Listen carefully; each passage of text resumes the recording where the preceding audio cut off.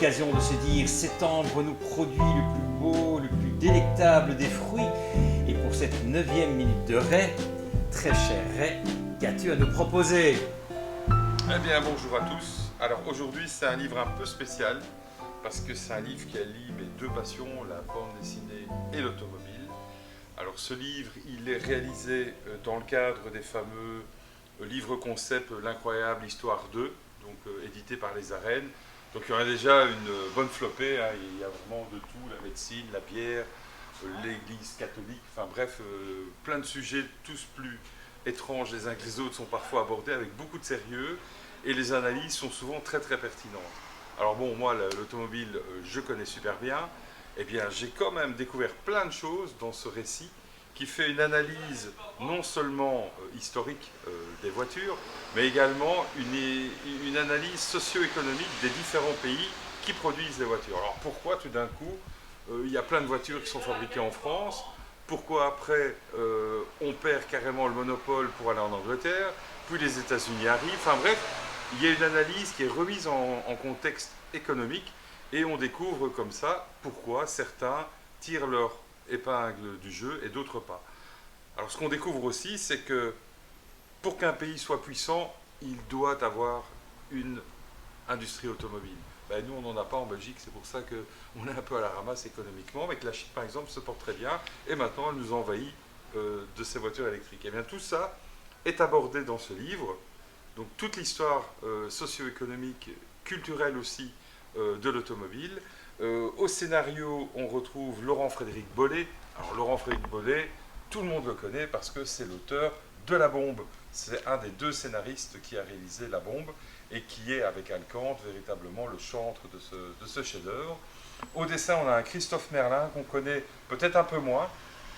Il avait fait un chouette bouquin aux éditions Sarbacane avec une magnifique Ford T-Bird de 59, si je me rappelle bien.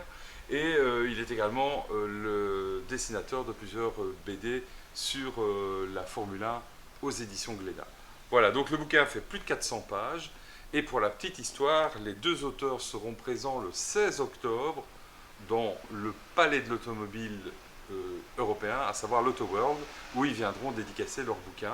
Bruxelles sera là pour les accompagner et il y aura un petit cadeau qui sera offert à l'achat du bouquin. Donc voilà, ça se livrait véritablement comme un documentaire, comme un témoignage. C'est vraiment passionnant et c'est un de mes bouquins de l'année. N'as-tu pas quelque chose également d'ici la fin du mois? Donc, fin du mois, il y aura à Bruxelles le Comic Strip BD Festival. Je ne sais pas dans quel ordre il faut le dire. Nous, on appelle ça la fête de la BD. C'est quand même beaucoup plus convivial. Et en plus, c'est compréhensible par tout le monde. Donc, Bruxelles sera présent sur 4 spots différents. On représentera, comme chaque année, les éditions Rue de Sèvres. Mais également, cette année, pour la première fois, Jungle Stenkis. Et on remet le couvert également avec Glénat, avec qui on s'était bien marré l'année passée. Et en petit cadeau, on aura aussi un petit stand Bruxelles, qui sera un stand sur lequel viendront dédicacer les lauréats de la fête de la BD. Mais il y aura également quelques invités, comme les auteurs de Ciel d'orage ou Arnaud de ses rêves. Il y aura également d'autres petites surprises.